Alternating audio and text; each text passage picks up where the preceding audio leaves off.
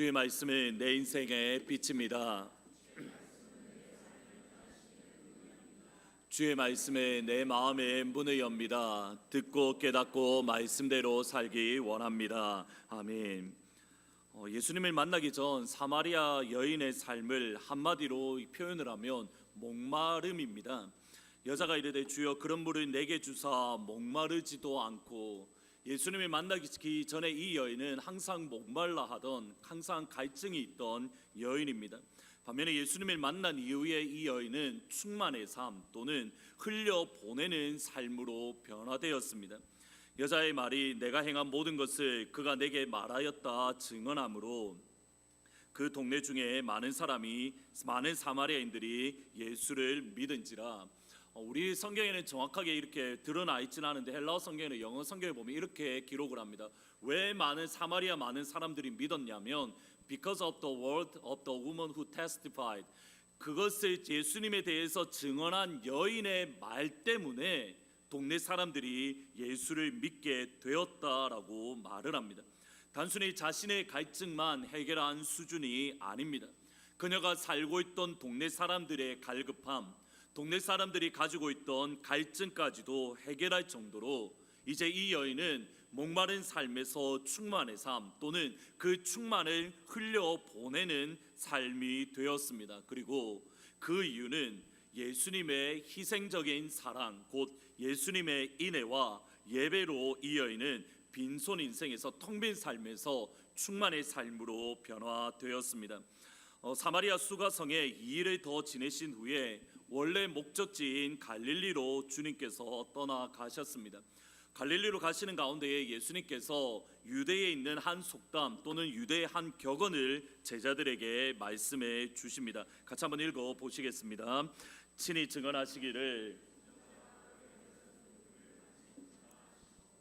이렇게 우리 성경에 보면 친히라는 단어로 이렇게 번역되어져 있는데 헬라어 성경을 보시면 Jesus himself 그러니까 예수님을 대단히 강조하고 있습니다. 이 말을 하신 분은 예수님 바로 그분이다라고 이 헬라어 성경에는 되어 있습니다. 선지자가 고향에서 높임을 받지 못한다 또는 존경받지 못한다라는 사실이 예수님에게 대단히 중요한 사실입니다. 왜 선지자들이 고향에서 높임과 존경받지 못하는 이유는 대단히 간단합니다. 어렸을 때부터 보아왔기 때문입니다. 얼마 전만 하더라도 함께 장난치고 함께 뒹굴던 친구가 또는 나의 자녀의 친구들인데 어느 날 갑자기 하나님의 말씀이 내게 임했다라고 말을 하면서 나는 더 이상 그냥 일반 평범한 사람이 아니라 내가 하는 모든 말들은 하나님께서 내게 주셔서 선포하는 거다라고 갑자기 이야기를 하니 친구에서 선지자로 하루아침에 존경하는 것이 결코 쉽지 않습니다. 저 스스로 사실은 이 내용에 대해서 늘 뼈저리게 경험을 하고는 합니다. 제가 자랐던 모교회는 제 기억에 5살, 6살 때부터 제가 자랐던 모교회를 다녔습니다. 지금은 제가 이렇게 대단히 점잖고 경건하고 거룩하지만 그 당시만 하더라도 제가 자랐던 모교회에서는 일어나는 모든 사건들 사고에는 항상 제 이름이 항상 위에 올라가 있었습니다.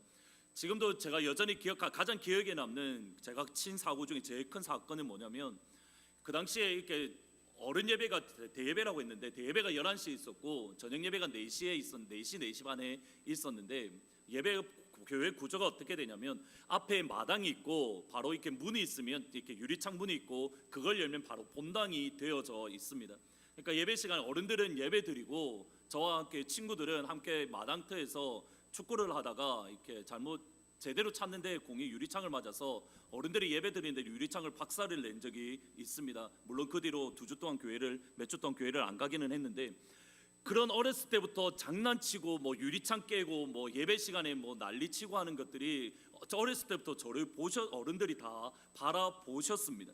이제 충신신대원에 입학을 하고 나서 교육 전도사 생활을 하기 시작했는데 교육자로 섬기게 되면서 성도님들이 이제 저를 어떻게 부르냐면 안 전도사님으로 부르든지 이제 안수를 받으면 안 목사님 또는 목사님으로 저를 부르십니다.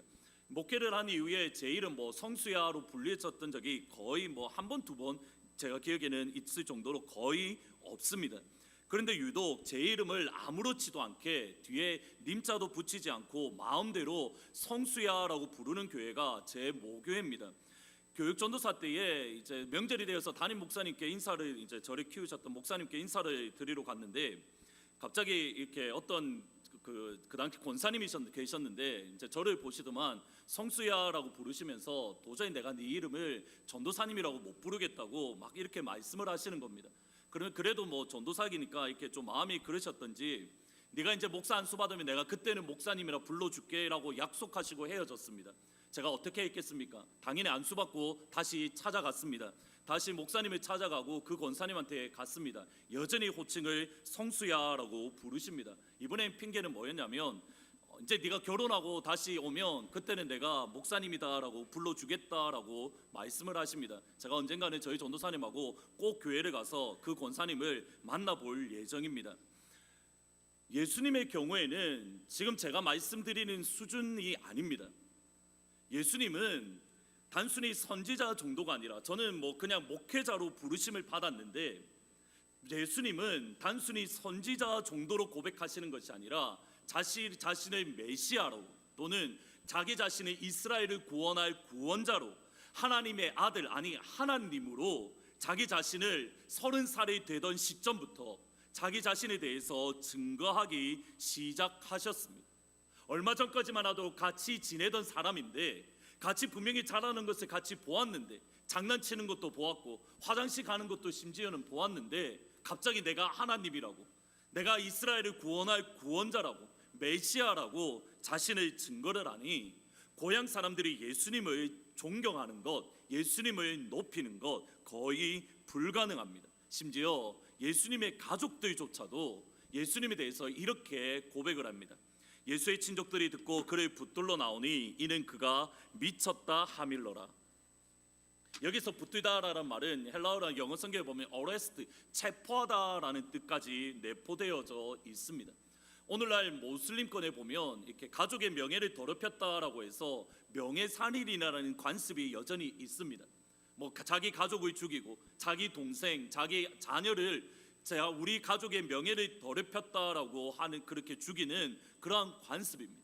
지금 이 모습이 그 정도까지는 아니라 하더라도 예수님의 가족들이 예수님을 어떻게 대했는지 분명하게 보여주고 있는 말씀입니다. 분명히 예수님은 가족들이 보기에도 미친 것으로 이해하고 있습니다. 충분히 그럴 수 있습니다. 예수님께서 당신에게 너무 중요하기에 선지자가 고향에서 존경을 받지 못한다라는 이 말씀을 하셨고, 그 다음에 일어난 사건을 보면 사실은 저희들을 조금 당황스럽게 만듭니다. 44절과 45절입니다. 같이 읽어보십니다. 증인이 증언하시기를 선지자가 고향에서는 갈릴리에 이르심에 갈릴리인들이 그를 영접하니 이는 자기들도 명절에 갔다가 예수께서 명절 중 예루살렘에서 하신 모든 일을 보았음이더라. 여기서 질문을 드리겠습니다. 예수님이 고향에서 높임을 받지 못한다라고 하신 고향은 어디입니까? 예수님이 태어나신 베들레헴입니까? 아니면 예수님이 자라신 나사렛 갈릴리입니까? 성경을 전체적으로 보시다 보면, 특별히 요한복음 전체를 보면 예수님을 예루살렘 사람 또는 베들레헴 사람이라고 예수님을 부르지 않습니다. 항상 예수님은 나사렛 사람 또는 예수님은 갈릴리와 연결된 것으로 묘사를 합니다. 이것은 복음서 역시 마찬가지입니다. 특별히 마태복음에 보시면 예수님은 갈릴리 사람으로 불려지는 것이 구약 성경에 이른 성취다라고 고백을 하고 있습니다. 그러면 예수님께서 선지자가 고향에서 높임, 존경을 못 받는다라고 했을 때 이 고향은 베들레헴이나 또는 예루살렘이 아니라 예수님이 자라신 나사렛 또는 갈릴리입니다. 분명히 갈릴리 또는 나사렛에서는 선지자가 존경을 받지 못한다라고 하셨는데, 예수님이 도착하자마자 예수님이 겪으신 건 이겁니다. 갈릴리에 이르심에 갈릴리인들이 그를 영접하니, 여기서의 영접은 웰컴이라는, 환영하다라는 뜻이 포함되어 있습니다. 분명히 선지자가 고향에서는 환영받지 못한다고 하셨는데, 고향 사람들인 갈릴리 사람들, 고향 사람들인 그런 나사렛 사람들은 예수님을 환영하고 있고 예수님을 환대하고 있습니다. 사실 약간은 반대되는 듯하게 보입니다. 예수님께서 하셨던 말씀의 의도를 보다 분명하게 알기 위해서는 이후에 연결되어서 나오는 왕의 신하의 아들을 치료해 준 사건을 살펴볼 필요가 있습니다. 갈릴리 가나에서 물을 만드셨던 그런 곳에 갈릴리 가나에 도착하셨을 때에 가버나움에서 예수님을 찾아왔습니다. 이 사람을 왕의 신하다라고 말을 하는데 이 사람이 섬겼던 왕은 저희들이 헤롯 안티바스로 예수님이 저 여호에게 말하라라고 했던 그 왕입니다. 그 헤롯 분본 왕입니다. 어떤 학자들은 이 말씀에 이 사람을 누가복음 8장 3절에 보면 예수님을 도왔던 사람 중에 헤롯의 청지기 구사라고 되어져 있는데 이 사람이 아닐까 추측도 하지만 그렇게 성경적인 근거는 없습니다. 대략 예수님이 계셨던 가나에서 왕의 신하가 살던 가버나움까지 거리는 14마일, 그러니까 한 22km 떨어진 곳으로 이 당시에 걸어서 하룻길 만에 갈 수 있는 거리입니다. 왕을 섬기던 고위 과직에 있던 사람이 젊은 랍비, 이제 겨우 명성을 얻기 시작한 예수님을 찾아왔습니다. 나의 아들이 병들어 죽게 되었으니 가버나움으로 내려가 와서 나의 아들의 병을 고쳐달라는 간구입니다. 실제로 이 아들은 큰 위기 속에, 어쩌면 죽음의 위기 속에 있었던 것 같습니다. 이 사람이 간구했던 것은 간단합니다. 내려와서 나의 아들을 고쳐 주십시오. 그런데 예수님의 반응을 보면 또 전혀 엉뚱한 대답을 하십니다. 예수께서 이르시되 너희는 표적과 기사를 보지 못하면 도무지 믿지 아니하리라. 내려와서 고쳐달라고 고백을 하는데 예수님의 반응은 너희가 표적과 기사를 보지 아니하면 도무지 믿지 아니하리라. 책망하는 듯한 말씀을 하고 계십니다. 이 왕의 신하를 대하는 예수님의 모습과 백부장의 모습을 비교해 보면 얼마나 뜬구름 없는지 알 수 있습니다. 역시 가버나움에 살고 있던 백부장은 자신의 하인 중에 한 명이 중풍병으로 괴로워하자 주님 오셔서 고쳐달라고 간구합니다. 이때에 예수님의 반응은 이겁니다. 내가 직접 가서 고쳐주리라.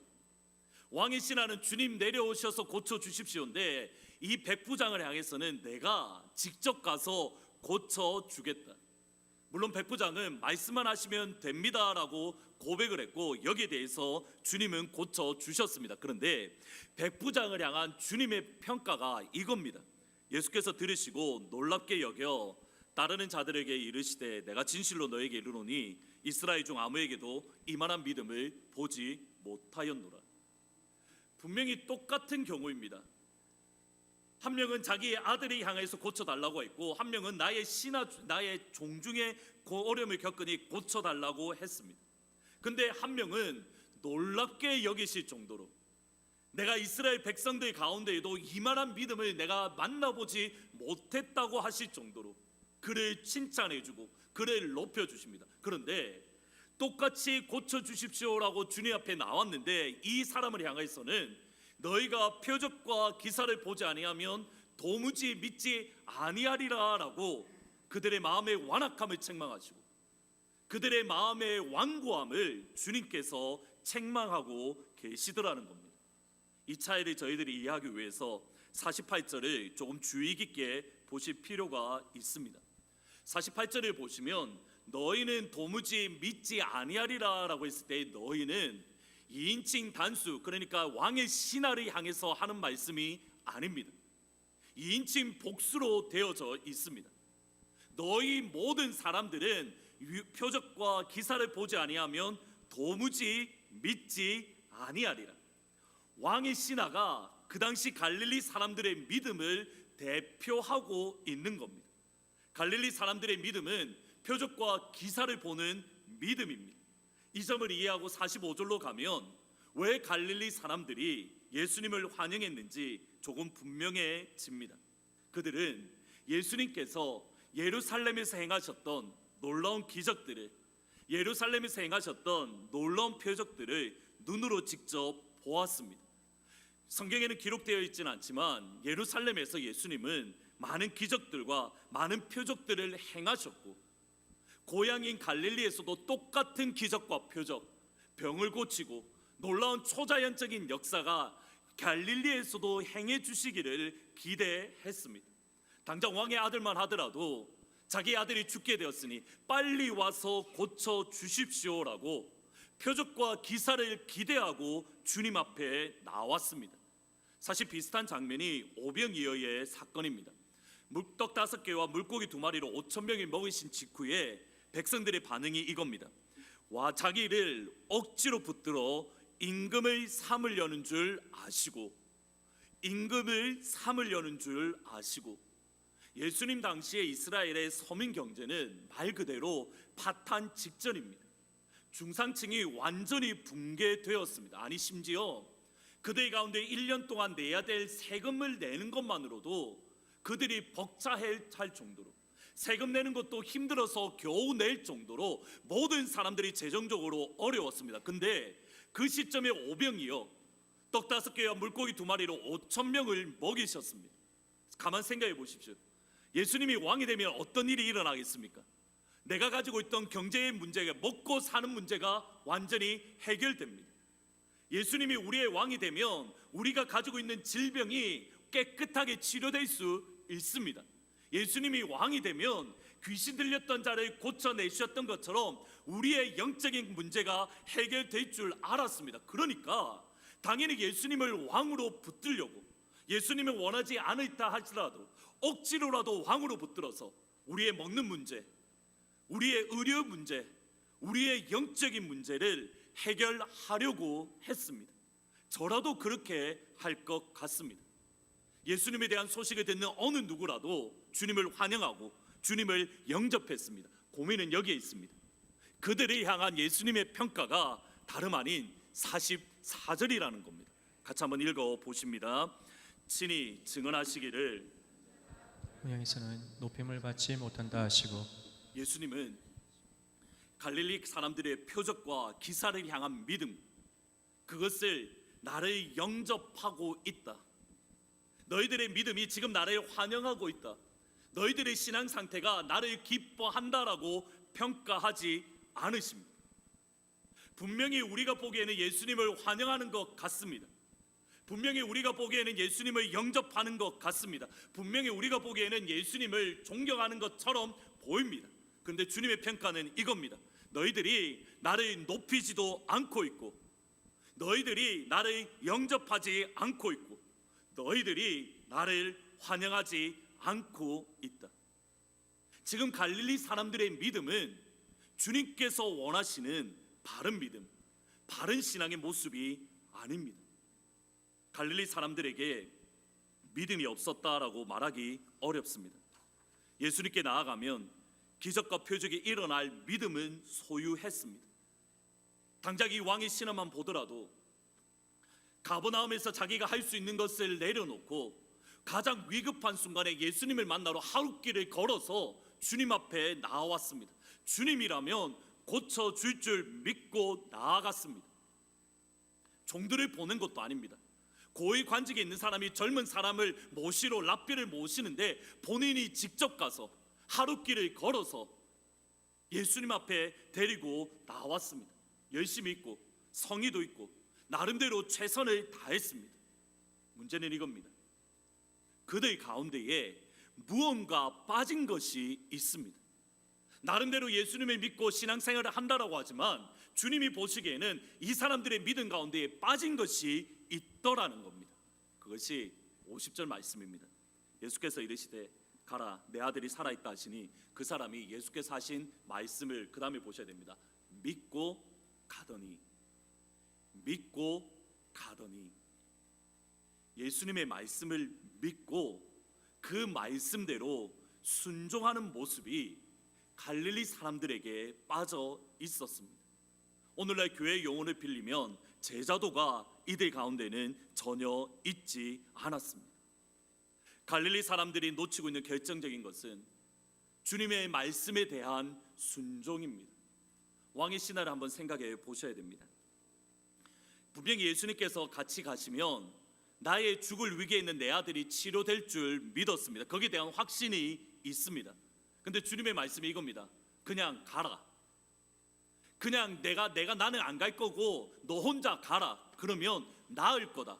나의 것 치료될 거다라는 그 말씀만 믿고 가면 이 아이가 회복될 줄 믿고 가라는 말입니다. 근데 아버지 입장에서 생각해 보셔야 됩니다.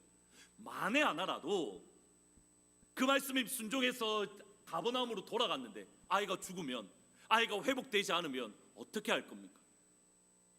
그 하루길을 걸어가는 동안 예수님의 말씀대로 주님을 모시고 가지 않았다라는 그 죄책감 때문에 그가 얼마나 평생을 괴로워할지 한번 생각해 보셔야 됩니다. 저희들이 보기에는 쉽습니다. 그런데 주님이 가시면 나을 줄 믿습니다라는 이 믿음이 있었기 때문에 주님 같이 가셔야 됩니다. 주님을 강권해야 됩니다. 그 하루길 동안 얼마나 많은 번뇌가 있었겠습니까? 과연 내가 지금 제대로 하고 있는 게 맞을까? 과연 예수님이 함께 가지 않는데 이 아이가 낫지 않으면 어떻게 할까? 근데 이 사람에게 요구되는 건 이겁니다. 주님의 말씀이기에 내가 같이 안 가더라도 그 아이가 치료될 거니 믿고 가라는 말씀에 이 사람은 순종해서 하루길을 가야만 하는 겁니다. 주님을 믿는 믿음은 항상 이렇게처럼 순종이 요구되어집니다. 우리에게 손에 잡혀서 순종하는 게 아닙니다. 무언가 붙잡혀서 순종하는 게 아닙니다.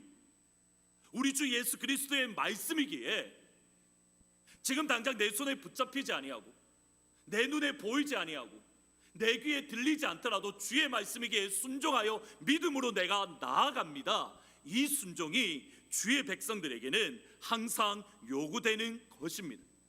이렇게 다시 표현할 수가 있습니다.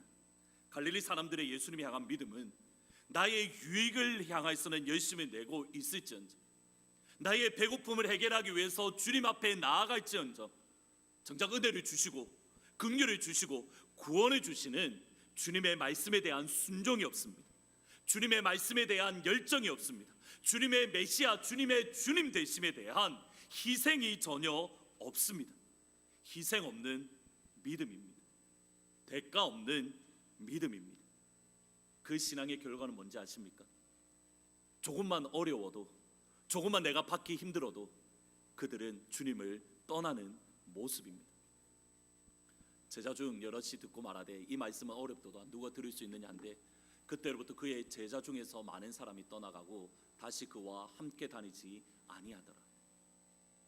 주님께서 조금만 힘든 말씀을 하니 이 말씀이 어렵도다 누가 들을 수 있을까?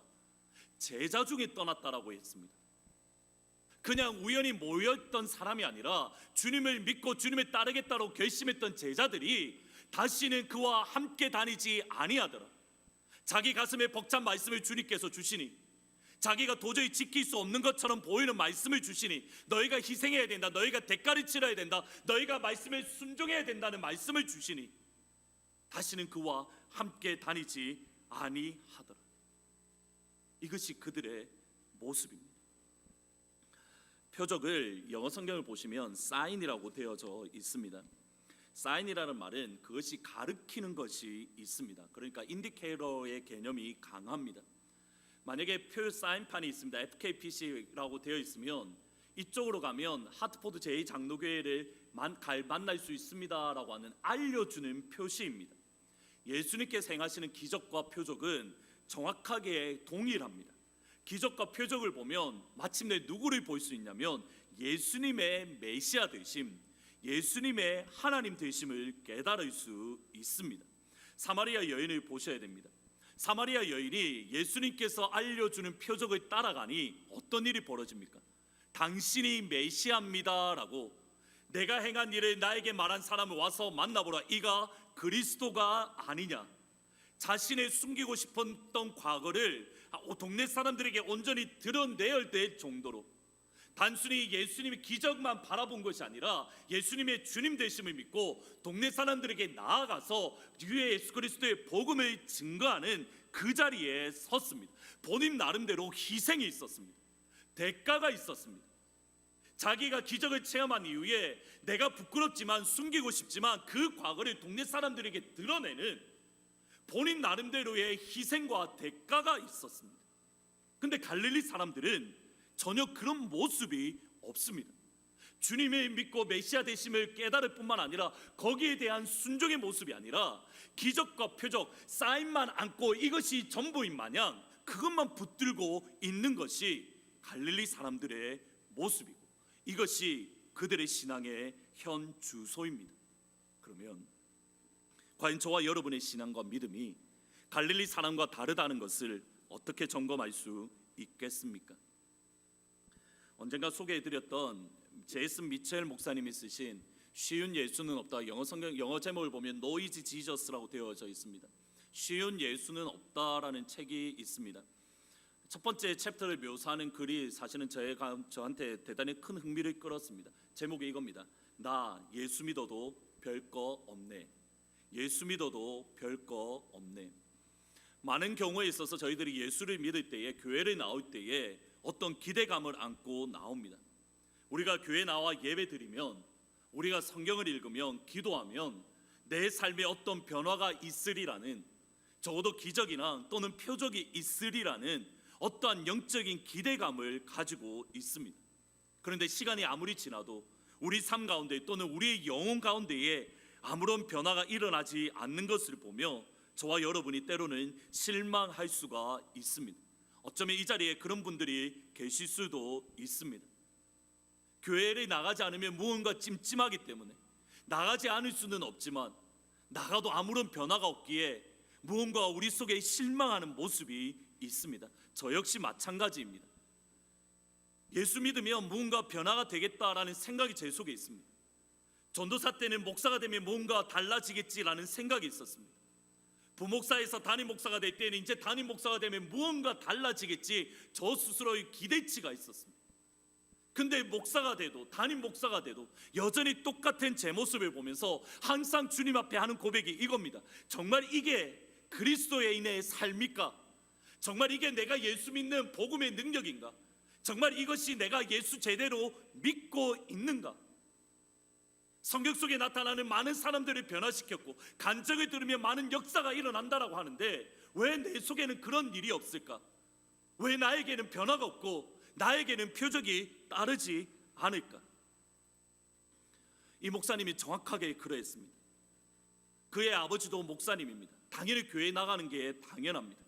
이분의 표현을 빌리면 자기 자신을 낙하산 그리스도인으로 소개합니다. 근데 어느 순간 심각하게 고민하기 시작했습니다. 내가 예수님을 믿고 목사님의 아들이고 어렸을 때부터 교회를 나갔는데 여전히 똑같이 세상 사람들처럼 스트릿바에 가서 음란을 즐기고 있고, 여전히 세상 사람들처럼 마약을 즐기고 있고, 세상 사람들과 전혀 다르지 않는 그것 자신을 보면서 과연 예수라는 사람이, 아니 내가 믿고 있는 복음이 과연 나와 상관이 없는가? 본인 스스로 2시간을 고민을 했답니다. 그리고 내린 결론이 이겁니다. 왜 몇십 년 동안 복음을 듣고 교회 나가고 기도하고 말씀 듣고 하나님 앞에 간구해도 불구하고 왜 내 삶에 변화가 없었는가? 이유는 이것 때문이랍니다. 그동안 자기가 믿었던 예수는 쉬운 예수를 믿고 있었고 그 신앙생활에 만족하고 있었더라는 겁니다. 방문을 걸어 잠갔던 그날 밤, 내가 오랫동안 쉬운 예수에 만족해왔다는 사실을 처음으로 직시했다. 이 쉬운 예수는 내게 부담스러운 요구를 한 적이 단 한 번도 없었다. 예수의 명령은 명령이라기보다 제안, 하든지 말든지 좋을 대로 해라는 제안에 가까웠다. 그 다음에 잘 보셔야 됩니다. 쉬운 예수는 이전과 똑같이 살면서도 믿어도 되는 예수였다. 예수를 믿고 있긴 있는데 나에게 부담스러운 것은 전혀 눈 감아버리고 쉬운 예수, 부담스럽지 않은 예수, 내가 이 정도까지는 믿을 수 있다라고 한계점을 그어놓고 거기까지만 믿고 있는 예수, 우리의 마음이 벅찰 정도로 주의 말씀이 우리의 심령을 찌를 때에 나를 모른 척 하면서 눈 감아버리고 뒤돌아서버리는 그 예수, 지난 몇십 년 동안 내가 그 예수를 믿었기에 내 심령 가운데에 변화가 없었다. 갈릴리 사람들의 모습이 정확하게 이와 같습니다. 예수님 환영 안 한 게 아닙니다. 예수님 올 때 온 동네가 기뻐했습니다. 예수님이 갈릴리로 다시 돌아왔을 때에 모든 사람들이 환대했습니다. 즐거워했습니다. 환영했습니다. 근데 주님의 평가는 이겁니다. 너희들이 비록 나를 통해서 도움과 능력을 얻겠다라는 확신과 열정이 있다 하더라도 너희들의 믿음은, 너희들의 신앙은 내가 원하는 모습이 아니다. 딱 거기까지만 이들의 모습이었습니다. 여러분은 예수님을 믿고 따르는 것이 부담스럽다라는 생각을 하신 적이 있습니까? 예수님을 믿는 것에 대해서 예수님이 내리신 정의가 이겁니다. 같이 한번 읽어 보시겠습니다. 이에 예수께서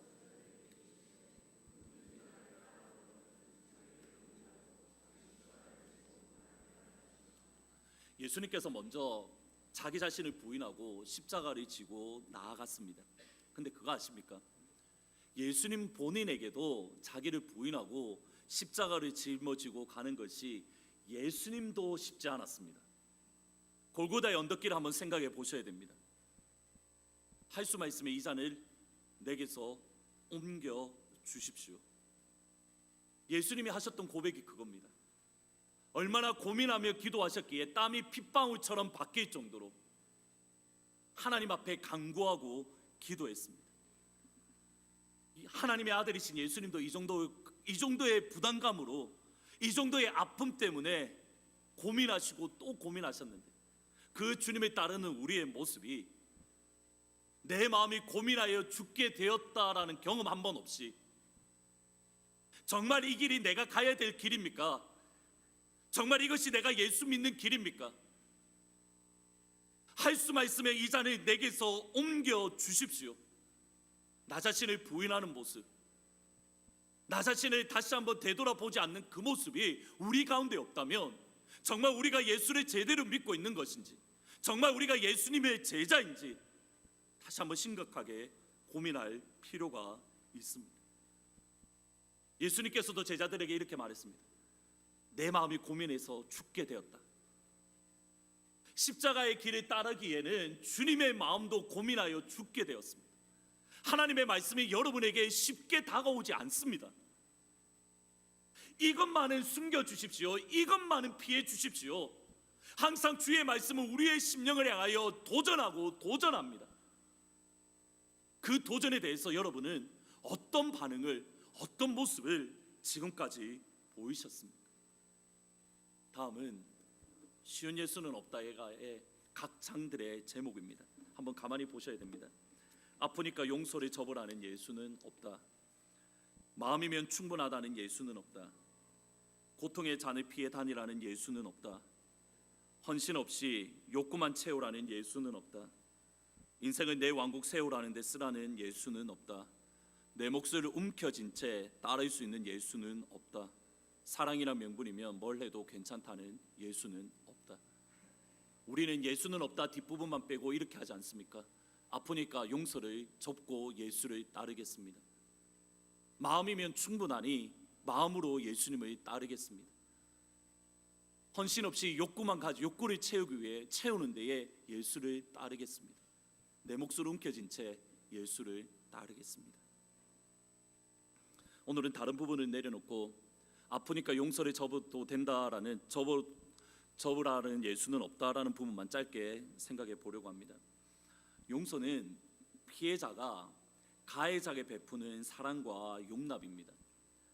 내가 억울한 일을 당했고 내가 피해를 당한 당사자인데 가해자를 받아주기가 어렵습니다. 근데 예수님의 제자 베드로가 하는 제자들에게 예수님께서 하시는 말씀이 이겁니다. 예수께서 이르시되 내게 이르노니 7번뿐만 아니라 7번씩 70번까지라도 할지니라. 이 당시 유대의 랍비에 의하면 3번까지는 무조건 용서를 해줍니다. 이 당시 그 당시 관습이라고 생각하시면 됩니다. 3번까지 용서하고 4번째 죄를 지으면 용서 안 해도 됩니다. 근데 베드로는 예수님을 따랐기 때문에 그 더블, 아니요 적어도 저는 7번까지는 용서하겠습니다라고 말을 합니다. 이 정도면 존경받을 만하지 않습니까? 근데 주님이 하시는 말씀이 이겁니다. 7번씩 70번까지라도 용서를 해야만 한다. 이 말씀이 여러분에게 부담으로 다가오지 않습니까? 예수님이 말씀하시는 용서는 단순히 감정적으로 해결하는 수준이 아닙니다. 다음 구절 말씀을 한번 같이 읽어 보십니다. 그러나 너희 듣는 자에게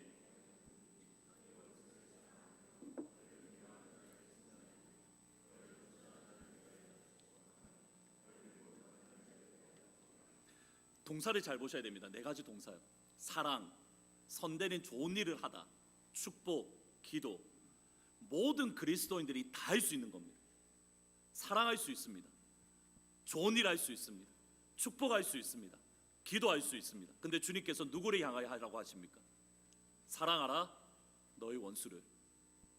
좋은 일을 해라 너희를 미워하는 자를. 축복해라 너희를 저주하는 자를. 기도해라 너희를 모욕하는 자를. 우리가 할 수 있는 이 네 가지, 사랑, 선대, 축복, 기도, 우리 원수를 향해서 하라는 겁니다. 이 네 가지를 할 때에 주님께서 요구하시는 용서입니다. 단순히 감정적으로 해결하는 게 아닙니다. 이 네 가지가 있을 때에 비로소 용서했다라고 주님께서 평가하십니다.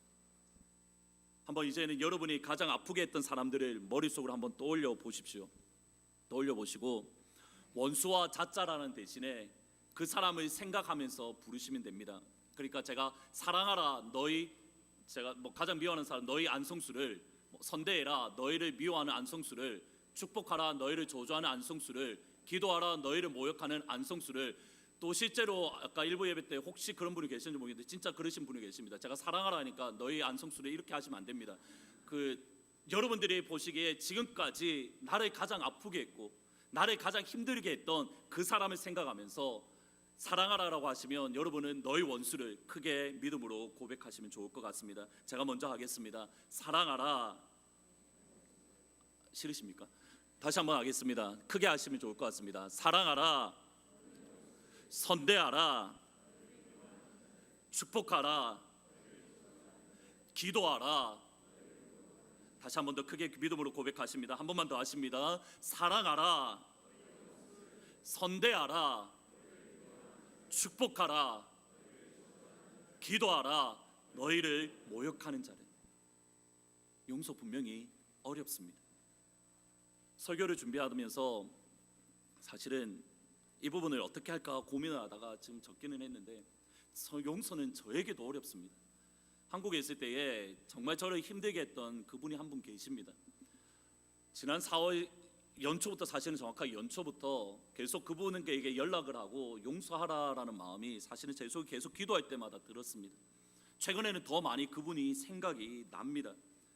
그래서 기도한 이후에 용서해야지, 전화를 해야지라고 사무실에 가서 전화를 하려고 하면 그때 저를 너무 아프게 했던 그 상처들이 생각이 납니다. 그래서 전화를 하려다가 가슴이 덜컹거려서 지금까지 못하고 있습니다.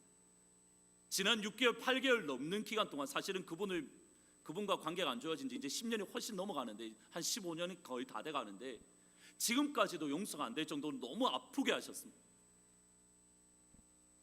근데 주님의 저에게 요구하시는 것은 그 사람을 사랑하고 그 사람을 선대하고 그 사람을 축복하고 그 사람을 위해서 기도하라는 것. 저 역시 넘어집니다. 저 역시 오늘도 실패합니다. 예수님을 믿는 것, 예수님 앞에 나오는 것 절대 쉽지 않습니다. 예수님을 믿는 것, 여러분이 믿고 있는 예수님 쉬운 예수님입니까? 아니면 여러분을 하여금 고뇌하고 번민하게 하는 예수님입니까? 스캇 피츠제너럴드라는 사람이 이런 말을 했다고 합니다. 좋은 것 중에 쉬운 것은 없다. 좋은 것 중에 쉬운 것은 없다.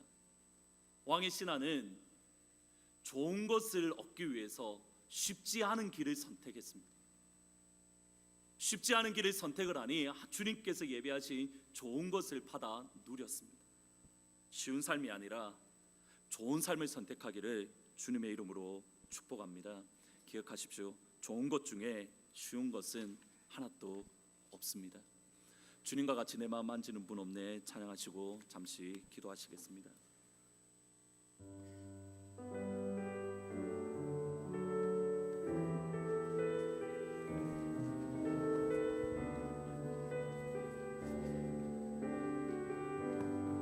주님과 같이 내 마음 만지는 분 없네. 주님과 같이 내 마음 만지는 분은 없네.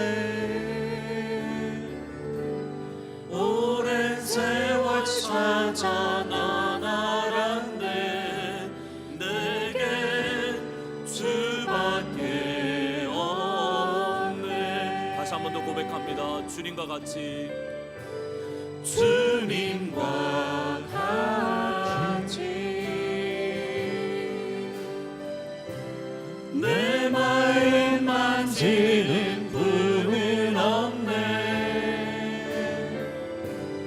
오랜 세월 찾아 난 알았네. 내겐 주밖에 없네. 주 잠이 강같이 흐르고 주 손길 치료하네. 고통받는 자녀 부르시니 주밖에 없네. 주님과 같이 내 마음 만지는 분은 없네. 오랜 세월 찾아 난 알았네. 내게 주밖에 없네. 같이 한번 기도하시겠습니다. 기도하시는데 이제는 우리의 믿음과 우리의 신앙의 한계점을 뛰어넘어야 될 때입니다. 저 역시 마찬가지입니다. 그냥 쉬운 예수에 만족하며 저희들이 신앙생활할 때가 아닙니다. 이제는 그 수준을 뛰어넘어서 정말 주님이 원하시는 그러한 좋은 삶을 우리가 살 수 있어야 됩니다. 그를 위해서 아프니까 접어도 된다는 예수는 없다. 우리가 쉬운 예수가 아니라 힘들지만 어렵지만 또는 마음이 때로는 부담스러울 때가 있지만 가슴이 벅찰 때가 있지만 쉬운 예수가 아니라 성경에 나와 있는 예수님을 믿고 따를 수 있도록 하나님 도와주십시오라고 기도하시되, 특별히 혹여라도 여러분 가운데 아직까지 용서하지 못하는 분이 있다면 그분을 생각하시면서 주님, 제 힘으로는 용서할 수 없으니 주님 용서할 수 있는 힘을 주십시오. 주님께서 먼저 저를 용서하고 받아주셨기에 그 사랑에 힘입어서 저도 용서할 수 있는 7번씩 70번까지 용서할 수 있는 그 자리에 설 수 있도록 하나님 도와주십시오라고 말씀을 생각하시면서 잠시 한 목소리로 기도하시겠습니다. 기도합니다. 살아계시고 역사하시는 은혜의 아버지 하나님, 이 시간 주님만을 바라보며 의지합니다. 하나님 앞에 이 시간 믿음으로 섭니다.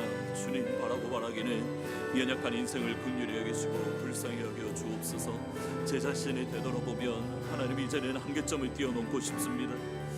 하나님 이것만을 제가 피하고 싶습니다라고 했던 그 부분에 있어서 이제는 뛰어넘을 수 있는 자리에 설 수 있도록 하나님 인도하여 주옵소서. 쉬운 예수에 만족하며 산을 걸어가는 신앙생활이 아니라 예수님께서 원하시는 신앙생활, 주님께서 기뻐하시는 믿음 생활을 할 수 있도록 하나님 인도하여 주시기를 소원합니다. 특별히 아버지 바라기를 쉬우니까 접어도 된다는 예수는 없다라는 사실을 기억하게 하시고 7번씩 70번씩이라도 용서할 수 있는 자리에 서게 하여 주옵소서. 아버지 하나님 이제는 그러한 믿음의 자리에 담대하게 서게 하여 주옵소서. 주님이 먼저 나를 만져주시고 주님이 먼저 나를 치료하시고 주님이 나를 먼저 회복시켜 주셨기에 그 주님의 사랑에 힘입어서 다시 한번 자리에 설 수 있는 그러한 믿음의 자리에 서게 하여 주시고, 하나님 그래서 이제는 살아가는 교회 가운데 믿음이 본이 되며 살아가는 교회 가운데 신앙이 본이 되어줄 수 있는 그런 귀한 은혜가 있을 수 있도록 하나님 역사하여 주옵소서. 사랑하시는 주님, 우리가 어느 순간에 쉬운 예수에 만족하며 살고 있지는 않은지 이 시간 되돌아봅니다. 아니 저부터서 먼저 제 자신을 되돌아봅니다.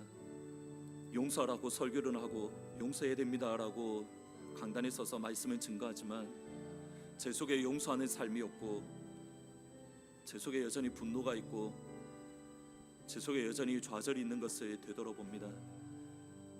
그러나 주님과 같이 내 마음 만지는 분이 없기에 그 사랑을 힘입어서 하나님께서 원하시는 그 자리에 믿음으로 설 수 있도록 주님 도와주옵소서.